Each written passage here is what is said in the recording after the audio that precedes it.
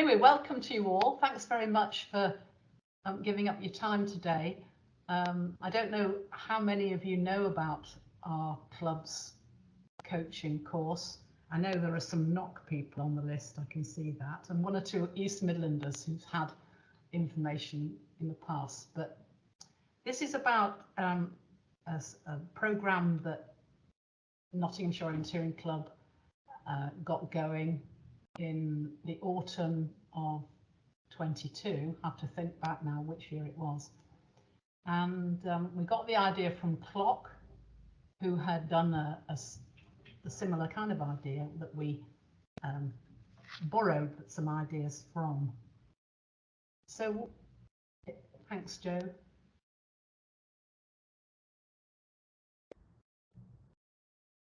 So, I'm following the sort of format that we used during our MapActive course for when we did the Zoom session. So we thought long and hard about how we could attract newcomers to our club. We used to be a really big club and we've lost numbers in recent years. We've tried various things, as I'm sure most of you and your clubs have done. So we tried low-key events in parks in the summer on Saturday afternoons. We called ours Explore the Parks, and they were very successful, and we did it for 3 or 4 years. But in terms of success, we got lots of people coming, but I don't think we actually gained any new members to the club from those. And they stopped during COVID, and so that gave us the opportunity to think about other ways of doing things. I know that some clubs have probably got introduction to orienteering type days or family orienteering days and things like that, and that's another idea that we thought about. But after a lot of debate and discussion among sort of 3 or 4 of us in the club, we came up with this idea and we gave it our own name, MapActive. And the idea being that it would be about maps and it would be about being active with maps, so that we hoped that we might pull in people who are active or wanted to be active and or were happy using maps or were not happy using maps, and so we thought we'll give it a go, basically.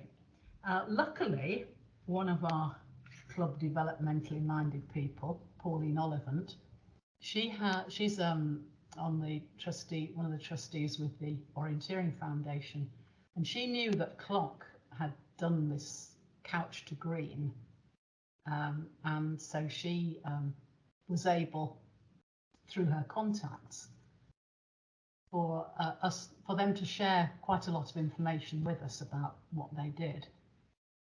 But as I said, we chose our own name for this, and the Clock couch to green was in 2 stages. What they did was they did 3 coaching sessions and an event, 3 coaching sessions and an event.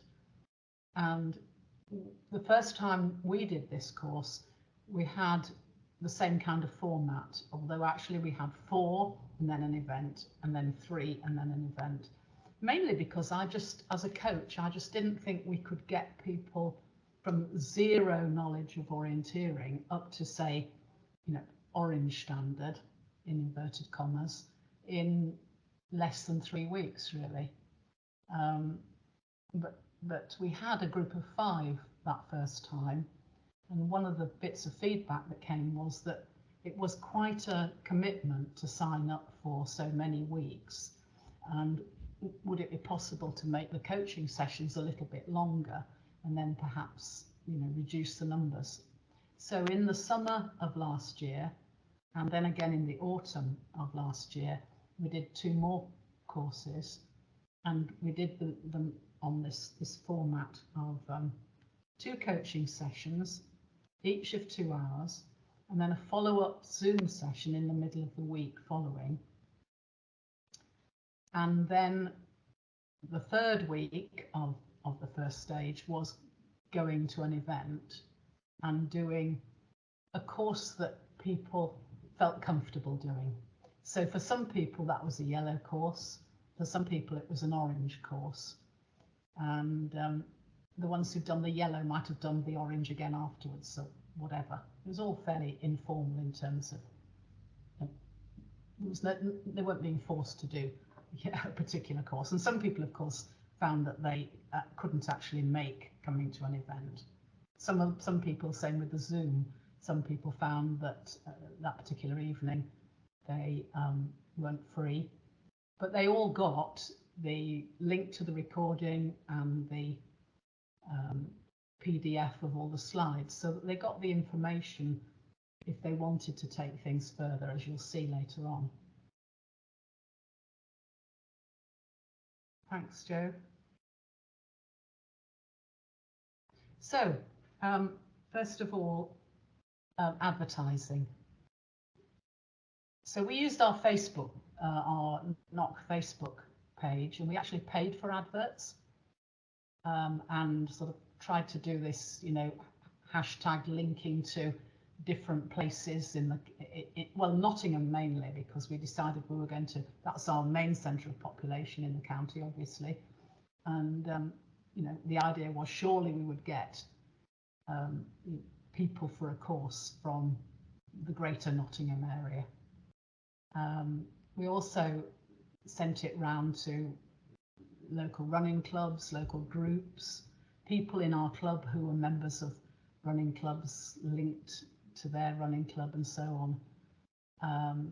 We used our quite extensive MailChimp listing as well to advertise, but I think generally speaking, all the people we got who were newcomers all came in via the Facebook advertising, so it was definitely worth doing that. And we had quite a couple of pages on our website devoted to what the course was about and what the schedule for the course, which we'll have a look at a bit later on, what it was. So, and we've continued to advertise subsequent courses in the same sort of way. Thanks. So what sort of people did we get signing up? Well, the first time we did it, we advertised that it was for adults. And we just said, you know, are you a walker who wants to improve your map reading? Are you somebody who's a runner who wants to know how to navigate on a fell race or a trail race, those sorts of things. The second time in the summer, we decided, we asked the people who'd been on the first course whether if there'd been children on the course, they would have been put off or not. And their feedback was, no, they wouldn't. So we thought, well, we'll give it a whirl and see if we can encourage a child with a parent or carer to come along. We didn't want to become a, you know, a child minding scheme. And also, of course, as all orienteers know, in order to get to events, children can't get there on their own as we move around. Even within Nottingham itself, you know, we might have events in over lots of different parks. You still have transport requirements. So we actually did get in the summer, we got 4 children with a parent, and they were all very keen. All the people we've ever had on any of the 3 courses that we've done, they've all been what I would call sporty type of people or outdoorsy type of people. You know, we did the first course in the winter, well, November, December, and we've just finished one in November, December this time. And sometimes it's cold and sometimes it's wet, as we all know, but it didn't put anybody off because they were all people who obviously had the right kind of clothes and the right kind of get up and go attitude, really, to come whatever the weather. One of the people who came on the last course, she came because she loves maps, so you know, I'm sure we can all relate to that. And she cottoned on very, very quickly to some of the quite challenging things we were asking people to do around visualization, that sort of thing. Some of the people who came were runners. Some people were walkers, hikers, you know, whatever. I was a bit concerned about the runners, because my feeling about people who come into orienteering from a running background is that they perhaps get frustrated that they're not running the kind of distance that they would normally do. We did our Saturday, our coaching sessions on a Saturday starting at 10:30, and I always said, you know, you've got time to go and do your park run first if, you know, that's what you want to do, and some of them did that. But we didn't seem to get any of that kind of frustration by the runners, which is good. I was really pleased about that. Thanks. So who did we have working on these courses? Well, myself and Ant Squire, we were kind of the lead coaches, if you like to call us that. Obviously, because I'm not working anymore, I've got plenty of time. I've got plenty of time to do all the initial planning, all the kind of looking up fun videos or games or whatever online, and for the Zoom sessions and all that sort of thing. But as well as being a great coach, Ant is considerably younger than me, and he found some really good, clever ways to make things a little bit more interesting for the Zoom sessions, which was great. We had one other coach who was, so there was myself and Ant. John Palmer, who's also a coach, came every time. As he always says, I just do what I'm told. But yeah, he's always in the past enjoyed coaching what you would call athletes rather than participants. But he did actually really enjoy doing these courses. He's sitting in the background, so he's nodding. We had as many people as we could get from the club to help, and we had another qualified and experienced coach at most sessions. There was just the odd one or two that he wasn't able to do. And we had, usually for each session, we had anywhere between sort of 5 and 7 people altogether, which when you think that our courses were 5 the first time, I think it varied between 6 and 10 in the second course. And then the course that we've just had now had 5, 6 newcomers, and then some knock members as well. So we had almost 1-to-1 ratio, which meant that the briefing and debriefing and shadowing was possible. And so we felt as if we were giving as good a service you know, as we could. And I think this did have an impact. We were all volunteers. Nobody got paid. Nobody got expenses. Quite a few, I think 1, 2, 3, 4, I can't remember the exact number, but about 3 or 4 of our volunteer helpers were people who'd actually come along, members who'd come along to help on the first course for stage 1, but then to be participants at stage 2 because they were fairly newish members, but then came back again to help on the second course and came back again to help on the third course. And in the summer we had some people who did the course and then have come back onto the third course to be helpers. So there was a huge willingness among people to give up that time, but they also all felt that they got a lot out of it as well. So I'm not going to spend a lot of time talking about this. This is just the schedule that we had. There was a link on one of the earlier slides to where the information on our club website is. I think you all get the slides afterwards, so you'll be able to follow those links for yourselves.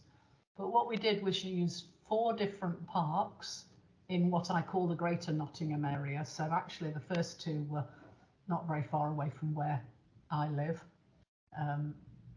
And Ant also lives in West Bridgford. So we used a sort of small city park for the first session, a larger country park for the second one. The third one is in another country park in Western Nottingham, which has got some hills and you know, a bit more interest. And then the last one is on the northern side, just outside the boundaries of what I call Greater Nottingham, but it's again a small country park. So and it's got hills and some open space as well. It's really good terrain progression, I think, and we've stuck with that progression pretty much in all the courses, although the course we did first of all, when we had 7 sessions, obviously we used some other different places as well. We took them into one of our more contoured areas, not that we've got many contours in Nottinghamshire, but we have got some, and people were a bit freaked out by that, so we haven't used that one again. I think they were just scared of the idea of that they were going to be having to navigate using the contours, whereas in actual fact we were sending them around the paths, but you know, we were asking them to look and see, you know, whether they were on a spur or in a re-entrant, that sort of thing. So we haven't used that. Oh, it's also very difficult to get into that area from where the parking was, so it was a bit time consuming, so that's not on our list to use. But as I say, it gives you a bit of an idea of the sort of areas we were using. So what were we going to cover? There's a little brief outline on that, which you can look at in your own time. We were trying to get them from nothing, if you like, up to yellowy orange after the first couple of weeks. And if you think about it, we very often say when newcomer adults come along to events, oh, do an orange course if you've used maps before. So that was a sort of reasonable expectation. Unlike Clock, which called their course Couch to Green, so with the implication that by the end of the second stage you'd be able to do a green course, we never really pushed that sort of idea. We said to people, well, you might find that you're able to do a yellow course at the end of the first stage and then an orange course at the end of the second stage, or maybe a short green or a light green course at the end of the second stage. And we left that up to people to see. So the coaching program that we used was related, obviously I'm talking about yellow, orange and so on. You'll all be familiar with the colour-coded structure as far as courses go. If any of you are not coaches who are listening in, well, the sort of progression of skills teaching, the orienteering method, if you like, follows this colour progression, what we call the orienteering step system. So we showed people this, and we also click. Joe, thanks. This is Ant's clever stuff. We showed them this. Forget about the other colours. This is all we're going to cover, really, to try and take away that idea that it might be a little bit frightening for some people. And as we went through each of the sessions, as you can see on the right-hand side there, we were able to click off, what we'd done and how far up this list of skills. So later on, towards the end of a course, when we come back to this and say, this is what we've been trying to do over the whole course, the ticks in the boxes, click, click, click, go right up the list, you see, and we were able to cover these different techniques. Thanks. But what we also were concentrating on all the time really was this idea that, again, most of you, I'm sure, will be familiar with this. The coaches will, at any rate. If there are non-coachy people there, you probably will be. This was something that Chris Jones introduced at a coaching conference many years ago now, and then Mark Nixon followed it up at another coaching conference. And the idea that when you're actually orienteering, when you're trying to find the controls, you have these important parts of your planning in mind. So the plan, direction, picture, and distance as well. And we really, right from the outset, when we were doing the first map walk with our newcomers, we asked them to sort of, the way we help them to learn what a map is and the colours and the symbols, is to do the map walk and then to get them to stop part way around and say, okay, what do you think is just round the corner?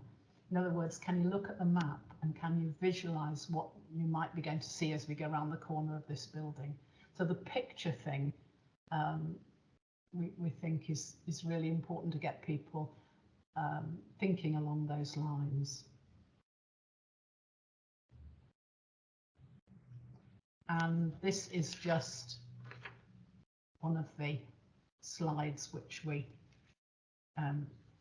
give them towards the end as a sort of recap, really, about how to plan.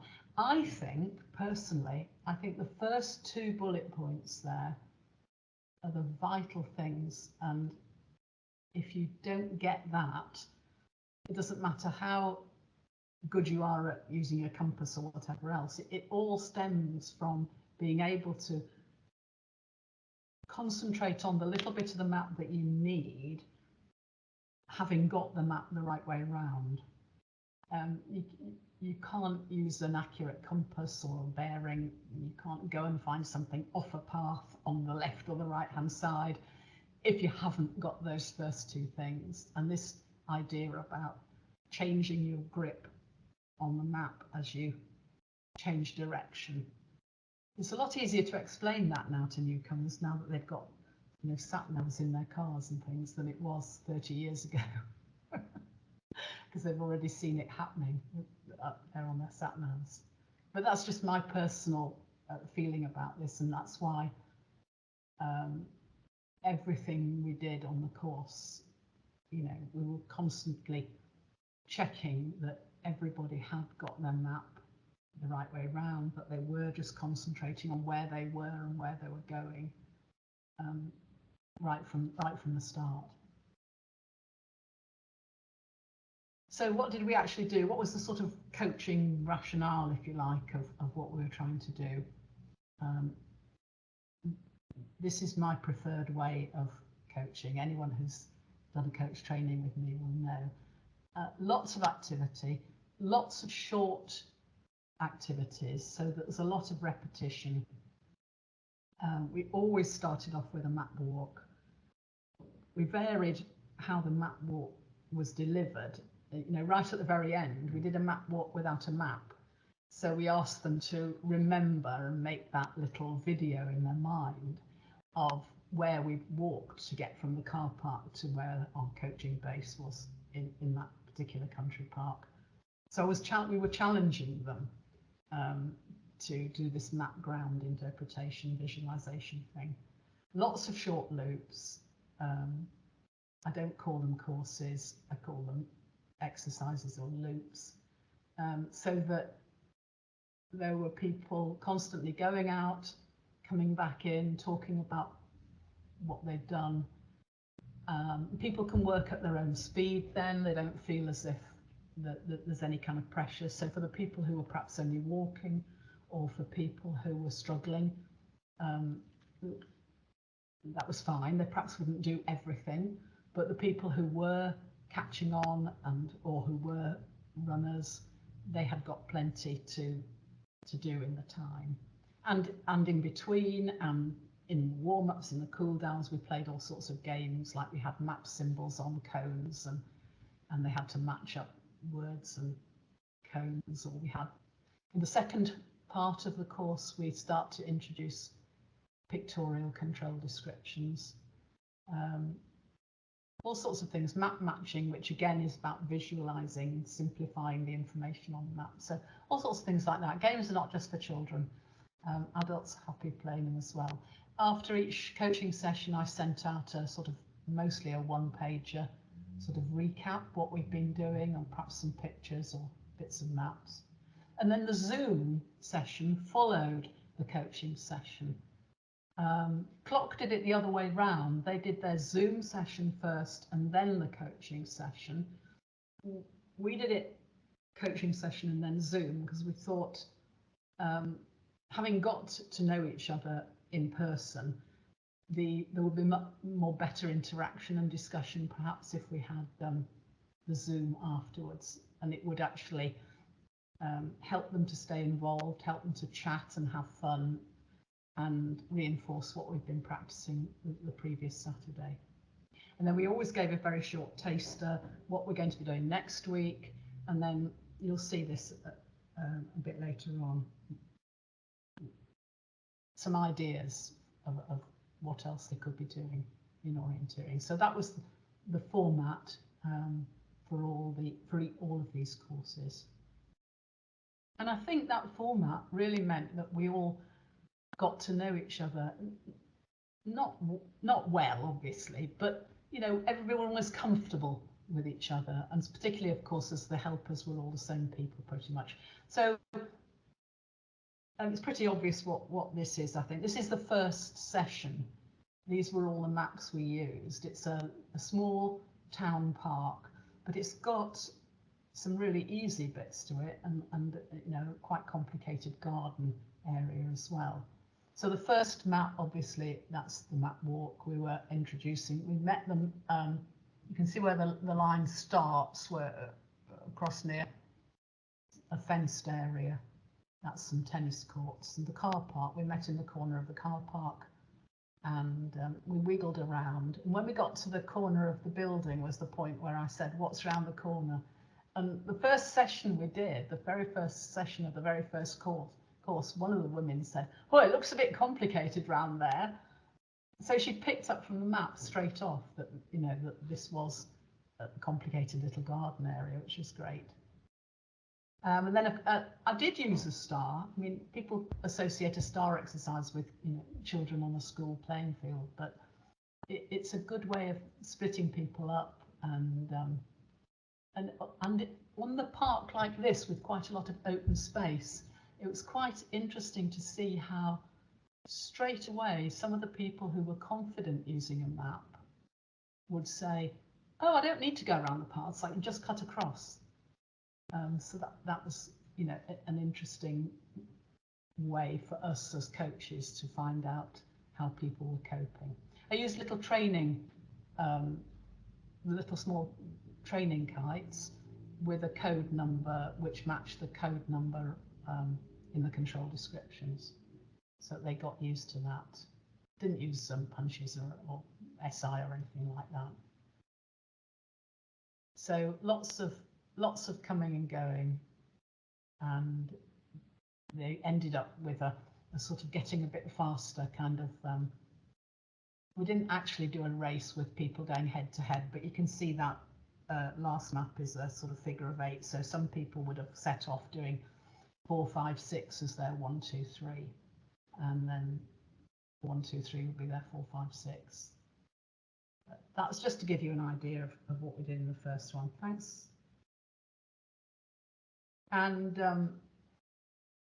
I sent out, as part of the recap, I sent out this little map symbol quiz and said, you know, do you know what all these are? Can you match them up with the words? And then we played that game in the Zoom following, so we got them to use the annotate button at the top of the screen with the Zoom, and got them to draw a line which goes, you know, from the pond to, which was the symbol for a pond. And it all started to get, you know, there were lines going all over the place, obviously, but it was a bit of fun, and I think people enjoyed the fact that it wasn't Anne and me just talking at them all the time. They were involved. Thanks. Now this is an interesting one. I'm not sure, Joe, will you click, can you click please on the top link there?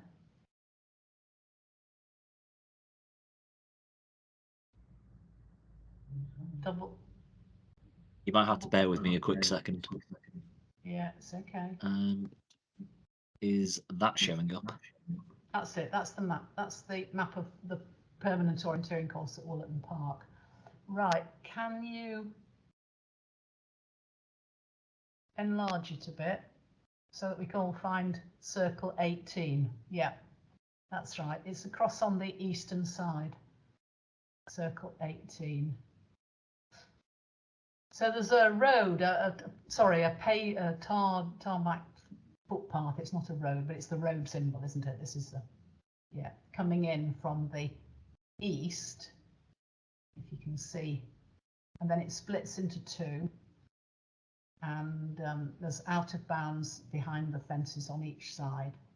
Okay, now carry that little picture, orienteers, in your mind. Can you get rid of that, Joe, and click on the other link, please? Thanks.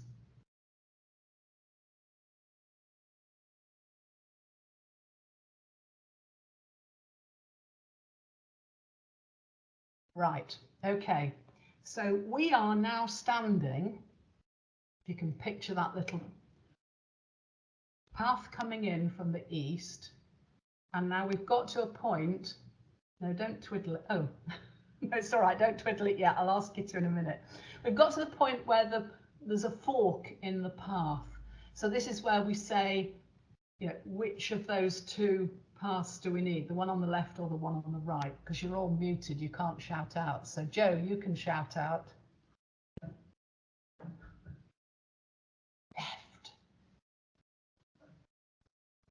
Left.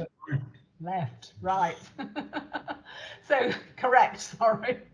So can you now zoom the arrow further up that left-hand path?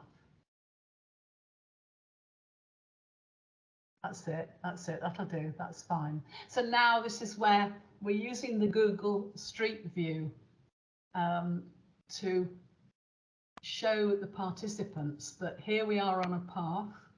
We've got a fence to our left with an area to our left there. We've got some open space to our right, because further to the right there'll be the right-hand path. We're now going to go along to where there's another junction with a path going off on the left. When we get up to that junction there, oops, yes, that's right. Now the street view doesn't go up that little path, unfortunately. So this is where, again, we were talking to the MapActive people and saying, okay, which of these paths do we need now? We might flick back to the permanent course map, or we might not. And the answer there will be the left, because the centre of the circle was on the corner of the fence. So if you can zoom right up the right-hand one towards those trees, Joe. That's it. Click. Whoops, I think we've gone too far. Yeah, we've gone too far. That's it. Yeah. Yeah, we need to go back down again a little bit. There's a little path crossing over. That's about where we want to be. Yeah, so we've overshot.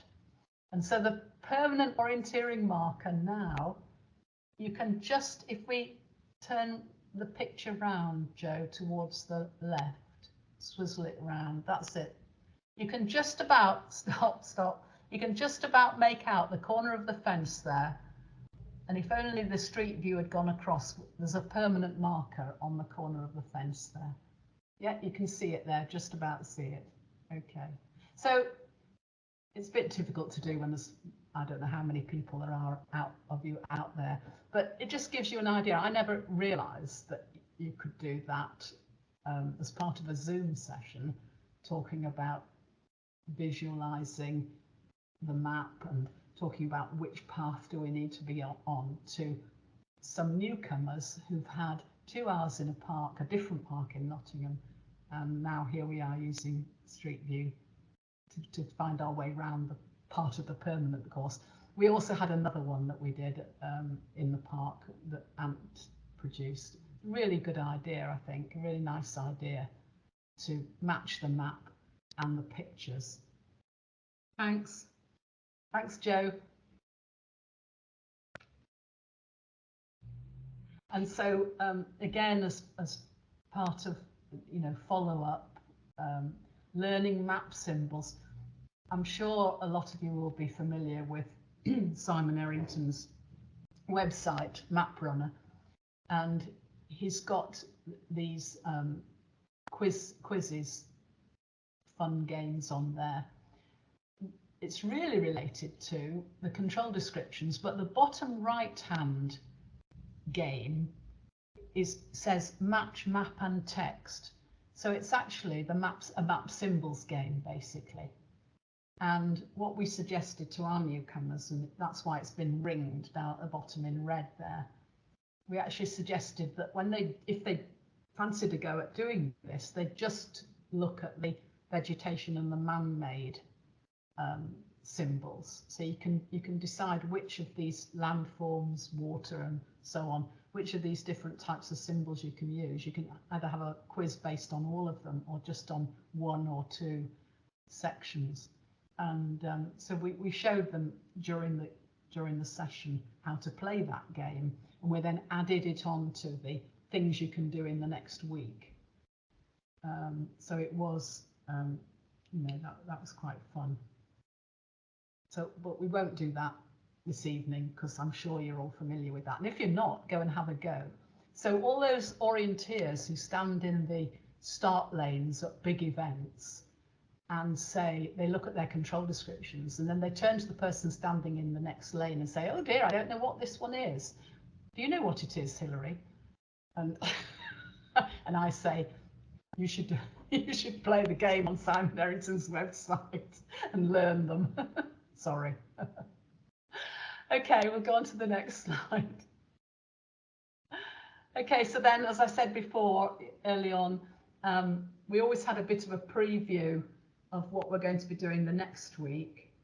And in this case, although they'll be doing the same kind of things as we were doing in the small park, linking handrails and so on, there will be, because it's a fairly open park, the one we used the second week, there'll be an element of, if they feel confident, being able to cut corners to go to the next control. So we just put a couple of little maps into it to explain that. And then the next slide is what we always finished off the Zooms with. And this was a super idea which I got from Clock. So thanks very much to Mary Fleming and what she did there.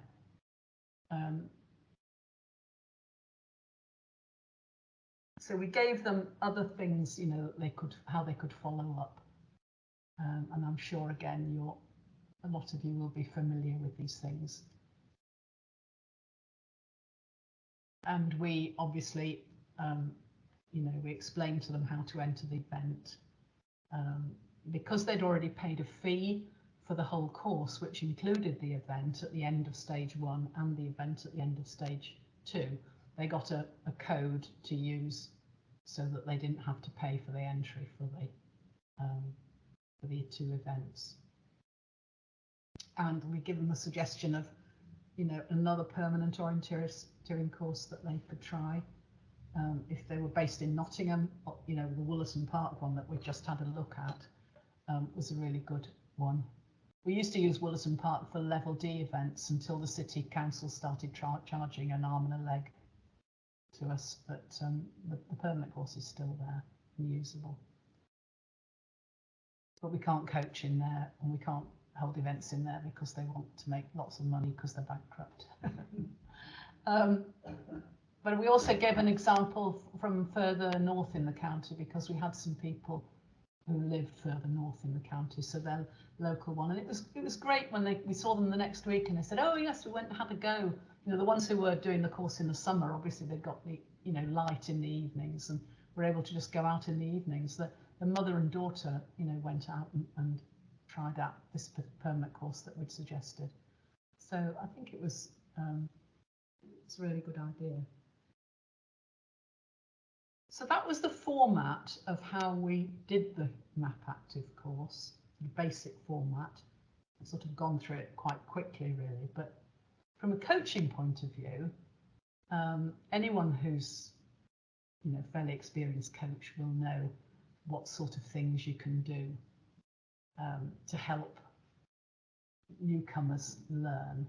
I mean, when we have coaches at an event and we say we'll help newcomers get started, which is what lots of clubs do, there's a limit, isn't there, to how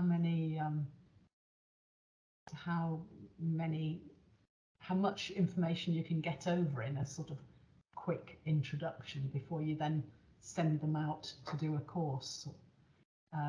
So I felt that this was our way of trying to enthuse them about map reading and improving their map reading, but also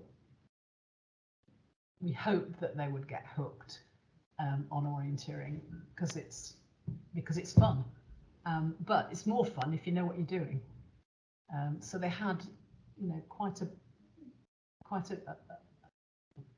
a lot of possibilities for practicing before they actually came to the events. And then, of course, when they came to the events, they may make the odd mistake, but there were small mistakes in the scheme of things, really, for some people who were totally new. So we had great feedback.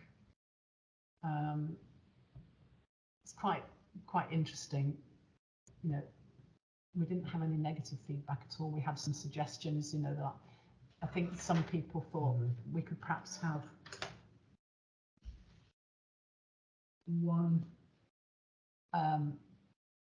we could perhaps have a whole day course and then an event or something like that. So there were some suggestions that we could have done it in a different time frame. But I liked the idea of us moving to different places and practicing the same skills, and then a slight progression on next time. We wanted to get new club members. Did we get some? Yes, we did. Not great numbers, obviously, but about half. The 2 from 6 might look a bit disappointing, but in the summer, if you persuade people to join an orienteering club in the summer, they have to pay the whole year's subscription for only half a year.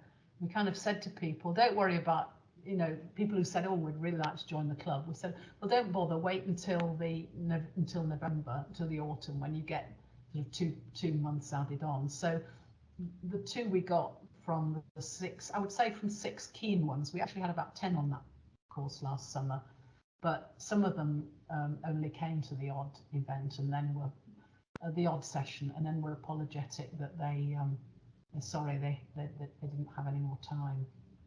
That's the way things go. But we had from the last course we did in the autumn, November, December last year, 2023, on the day of the last event, 3 people out of the 6 went home and joined the club and have been since to a club coaching that John and I did on Saturday last with Ant and with Judith from DVO. So we were really pleased that they had enjoyed it so much. The people who helped who weren't coaches, it doesn't matter that they're not coaches. They just help by shadowing and asking the right sort of questions. And they said they wanted to because they found that their own orienteering skills had improved so much from coming along and helping, which is great. I think, well, all of us who are coaches know that. We know how to do it, but if we keep practicing, we're likely to do it a bit better. So that was the first part of my presentation. And the next few slides are just some odd things just to show people what we did on the Zoom, or what we did in terms of coaching some of the quite difficult ideas that that they have to get the hang of. Just to throw in some. Yep, thanks, Joe.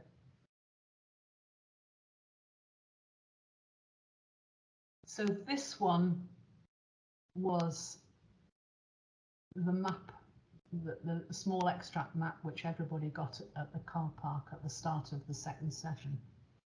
And we've got the start of our map walk marked on, and we've got the finish of our map walk, which was where we were going to be based for the coaching session. And so we're starting to use some of the jargon, of course, which I tended to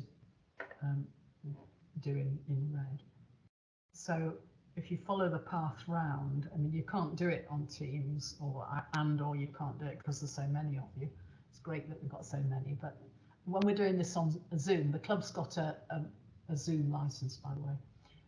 When we're doing it on Zoom, there's an annotate button so that everybody can grab a pencil and blob on, you know. So we got them to blob where the different path junctions were on this map walk, and we get to the third path junction, which is at the far corner of the lake, and here they had a choice for getting to the coaching base, which is the finish. Obviously, they could either go left and then right and right again, or they could go right and then left. And we all ended up, and some people went one way and some went the other. And so they talked through, and again, this was all part of this, my cunning plan, as it were, that they would start, constantly we were saying to them, make this little video in your mind's eye, do this visualizing of what you can see. One of the things which newcomers find really, really difficult is this idea that white isn't open, that white is woodland and orange or yellow is open. And that's a really difficult idea for them to get their heads around. And even when they've been, and they've done, you know, 6 weeks of orienteering, and you next see them again, they'll say, oh, one of those controls was in the open, when they really mean the white or the woodland. And that's, of course, because they're used to Ordnance Survey maps. Can you click on again, Joe, please? Thanks. We did use some Ordnance Survey map extracts at times, because some of the people who came on these different courses, I think almost on every course there was somebody who was a runner who needed, one of the people put it on the last course, I've always avoided entering any races where I might have to use a map. So sort of trail races or fell races or things like that. So we put in an example here when we were doing this recap of aiming off or cutting corners. We put in this example here to show that, you know, if you were up at the top of that steep slope and the mist suddenly came down and you had to find your path, which is the green dashed line, back to your car, bottom left, as it were, southwest, how would you do it? You know, and if this grey line that's on the map is a dry stone wall, which it perhaps is, I don't know for sure, but it's a moorland area, so it's perhaps a dry stone wall that you can't just climb over. How are you going to find that place where the gap in the wall is for you to follow that path back to your car? And so we did use that. We did use bits of Ordnance Survey maps sometimes, just to help people.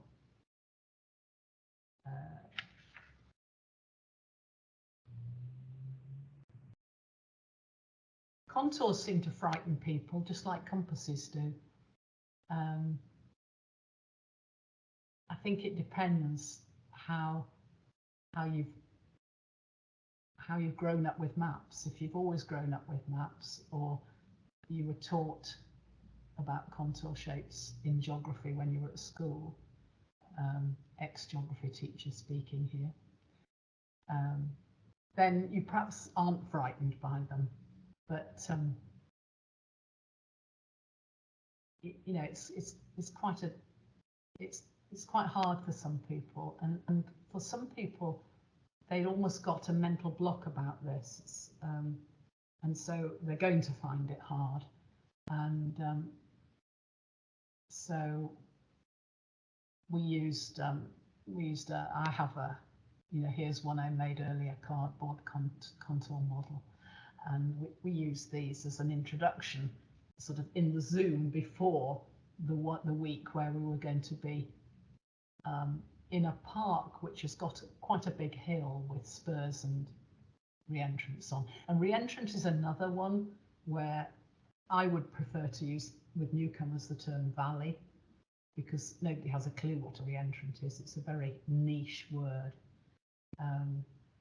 But again, you know, things like tags pointing downhill, tags on earth banks pointing downhill, tags on crags pointing downhill. And if there aren't any tags on the contours to help you, and not all mappers put them on, I think. I'm not a mapper, so I don't know. You know, that is a help for some of them. And so when we actually did in the park with the big hill, we'll come on to look at the map in a minute. When we did that, we introduced them to contour or landform shapes, is the way I would put it, perhaps, by having controls in a re-entrant, on a spur, in a gully, on a crag foot, so that they were going to use they were using the handrails, the paths, and then just diving, you know, going so far along the path, perhaps they paced. This is the same week when we introduced them to the idea of using double paces for checking accuracy rather than just sort of halfway along a path. So they would perhaps go so far along a path and then dive off to find the control at the bottom of a crag just off the path, or they'd go into a clearing and then take a path going out of the clearing in a particular direction, which led them up a re-entrant so that they could see that they were standing actually in this deep re-entrant. And so for the second part of that session, they'd already done some compass practice as well and some pacing. They did some work on this hill. So we go to that map next. When we came to the Zoom session, after we'd been in Bramcote Hills Park,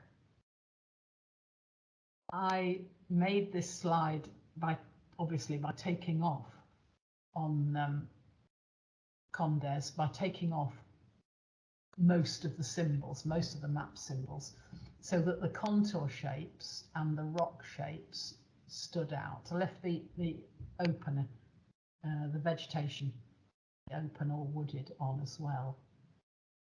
And so then they could see straight away, you know, where was the hilltop, the plateau top that they'd been round, that had, where there was a control in a gully, and there was a control in a re-entrant, and there was a control on a spur. And we got them to use the annotate to, you know, to draw rings around the hilltops. And there aren't tags on the contours, but there are tags on crags and earth banks and things like that to help them. And of course they then looked at this map and they could straight away, you know, put a ring around the you know, the big hilltop on the eastern side there. And we talked about the fact that that area in the northwest, which is called the Hemlock Stone, and which is across quite a busy dual carriageway road, we didn't go in there. We didn't go in there for lots of reasons, one of which are the enormous dangerous crags. A second reason is there are mountain bikers going all over the place at great speed. So when we have an event in there, we have to kind of be nice to them and say, can you please not mountain bike for 2 hours on a Sunday morning once every 2 years? But I don't take my newcomers in there. I don't want to lose them over that one of those enormous crags. So we just used the main part in the centre and east there, and it did. I'd like to think it sort of demystified contours for them by actually having been into them, stood in a big re-entrance and seen what it looked like. Yep, thanks. Oh, and this is another example of what we did on Zoom. So click, thanks, Joe. So again, these were some particular legs that they'd done where there was perhaps some different ways of doing things, and so we got them to mark their routes on and then discussed amongst themselves, what they were seeing. For example, if they took the path route from 1 to 2 on that left-hand map there, following the main paths, they would be expecting their number 2 to be at the far end of a big thicket on the right-hand side of the path, and the thicket on the left had ended at that point, or wasn't as close to the path. So they were able to talk through what they had seen the Saturday before, and all this part of this building up this idea of the picture bit of planning a leg. Thanks. Oh no, this one is a really thank you, Joe. This one is one of Ant's great whizzy annotations. Towards the end of the course, we kind of brought it all together, so that we were actually talking about what goes into making a good plan. And for this particular leg from 6 to 7, there were various possibilities of how to do it, and this wasn't a place where they'd been. It's for our first course, it was the place where we had our December event, so they all went to this. So this was a really good recap for them. But basically, we got them to tell us, what route they thought they'd take, which handrails would they use. What was they worked out that they needed to get somewhere, thanks, first click, Joe, where there'd be a really good, definite little copse, couple of trees, whatever, which would be an attack point, an attack feature to lead you into the control. And after that, click, yeah, we identified all these different colours and put into the animation, which is great. So that the handrails, they're going to use the fence, then a path, then a vegetation boundary to get them to that attack point. Thanks, Joe. This idea of, as well as handrails, things that you grab onto to navigate by, you've also got, if you look up, you've got things that you can see that help you. And so the edges of the woodland focus your eyes into where the control's going to be. So those blue lines there marking the veg boundaries. Yep. So that last little bit of the leg where people might go straight, but they might aim off to one side, perhaps, with the brown line there. Yes. Catching features, the woods behind you there, if you went into the wood too far, you've overshot. Thanks. Those little green circles where you actually had to be very careful. You knew that you had to go from the fence to the path, or from the path to the vegetation boundary. And then also along the way, if you were really thumbing your map and checking everything, there'd be additional places with the little green marks there that you'd check off along the way. So this was a sort of a recap, really, of going right back to the basics. And the important thing here, of course, this is a clever thing which you can do a screenshot of a leg from Route Gadget or whatever. And the important thing, obviously, is to turn it round so that you're looking at it as you would be in real life. So that where you are is number 6 and where you want to go to is number 7.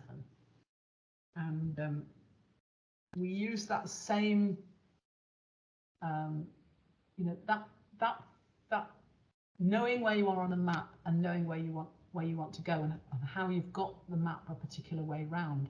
That's what I said right at the very beginning about how I think that having the about folding and thumbing the map so that you're just looking at the bit that you need to at the moment. Everything stems from that, and making route choices and making your plan. And the next thing that we're going to come on to as well, which is using the compass to help do all of this.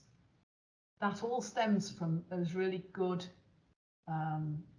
skills that they've learned and all the practice that they had in those first few weeks, getting the map the right way around and knowing where they are. This last few slides is something that Ant produced when we were starting to talk about using the compass more accurately. Well, right from the word go, right from doing not the very first map walk, but when we'd done the map walk in the park the first time, we were just keeping the map the right way round by using the handrails. So we went along a path, then a fence, then another path, the edge of the building, and so on. And each time they changed the grips on the map. But then straight away after that, we showed them how to keep the map the right way round with the north on the compass. Not do anything else with the compass, just like where's north? Okay, is north, and are the north lines on the map, are they all parallel to each other? And therefore, yeah, we've got the map the right way round. So this was taking it a stage further. The first course we did, when we did this in stage 2, we were really getting them to do what we would call bearings, and we kind of rode back on that later on, because we thought it's maybe this twiddling the bezel business is all just overcomplicating things just at the moment, when they're going to be doing sort of orange, maybe light green courses. Maybe they just need to know pretty much, you know, a fairly good, accurate direction, but not go into this. So Ant produced this whole series of little pictures. So you've decided that to find number 10, and keen-eyed people from around where I live will know that this is part of the Sherwood Forest map. Advert alert coming up. We've got an event there in 10 days time. Please get your entries in. But okay, you've decided that this path junction is going to be your attack point for finding 10. So then we need to make sure that when we get to that path junction, we're facing the right way. So click. We're going to need to change our grip on the map so that we're facing between those two paths, and click. Yep. But now we have to make sure that we really are facing the right way by using our compass as well. We did use, by the way, base plate and thumb compasses with our groups. I've got about 4 or 5 or 6, no, 6, yeah, I think about 6 small basic thumb compasses, and we've got some small base plate compasses as well. We did say to people, if you've got your own compass, do bring it, but please don't feel you've got to go out and buy one before you do the course. We've got plenty to lend you. And actually a lot of people chopped and changed, you know, between one another just to get the hang of using a different compass. And some people actually at the end of it decided, oh, I'd really much rather use this thumb compass than a base plate, or vice versa. So then click again. Thanks, Joe. Right, so now the red end of the needle is pointing the same way. It's pointing to north, obviously, but the north lines on the map are parallel to the direction of the red end of the needle. And so we've got this compass in one hand and the map, you know, in both hands, as it were. And we now know, if we look up, that's the direction where the edge of the compass, or the edge of the compass on the thumb compass as well, is pointing. And we know that we've got our map the right way round according to compass north. So Ant was talking about the paper world and the real world. And so we know then that to get to number 10, that's the direction we need to go. We probably also need to, as well as direction, need distance as well. So we might, as we already talked to our people earlier on, we might need to measure and work out, you know, is it 100 meters? How many double paces would I use, and so on. Thanks, Joe. Click. And again. And then, of course, obviously, it's really important that we cite something on the way, and repeat that. And maybe have a picture as well about where this pit is in relation to what's around it. How will we know if we've gone too far, and that sort of thing. We didn't, as I say, we decided that we weren't going to do the twiddling the bezel thing at this stage. Some of them might already know it. And of course, in stage 2, we actually also, I think I forgot to say this earlier on, we actually had club members joining in for stage 2 who perhaps were fairly new club members, you know, a year or two, who felt they needed a bit more coaching, a bit more practicing, or they were club members who were coming back after an illness or an injury and really felt that to do stage 2 would really boost their confidence. So in the last course that we had, for example, we had 6 people on stage 1, one of whom couldn't make stage 2. He never could make the date, so he said, so he didn't enter stage 2.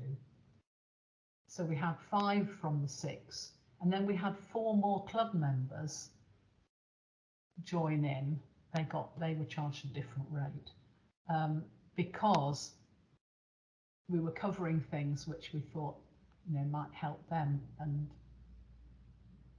it did.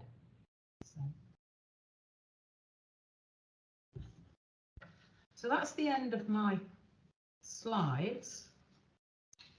We're rather a lot, I know, but I just wanted to share so much of the sort of activities that we did. I think we've got a bit of time left for any questions. If you've got any questions. Yep, perfect. Thank you so much for that, Hilary. That's brilliant. Yes, as Hilary said, if we have any time for, well, we have a little bit of time for questions. If you do have any questions, please feel free to pop them in the chat, or you can pop them in the Q&A section. We did have one question in the chat about how much you charged for the course, but that was covered. Oh yes, what we charged for the course. It was 6 weeks, so I did it on the basis of £5 a week. So if they signed up, if an adult signed up for all 6 weeks, they paid £30, and so that included everything, you know, the coaching sessions, the Zooms, the entry fees for the 2 events. If they only signed up for one part of the course, I think we charged £18, like 3 times £6. And if they brought a child along, it was a very small amount, something like an extra £5 or £6. What we had a few comments, afterwards, and they were all. One of them particularly said you should have charged a lot more. We didn't need to charge any more. We charged what we thought was £5. It's what you might pay for a local event. So they got a lot more than just a local event for their £5 a week, really. But we weren't out to make money on it.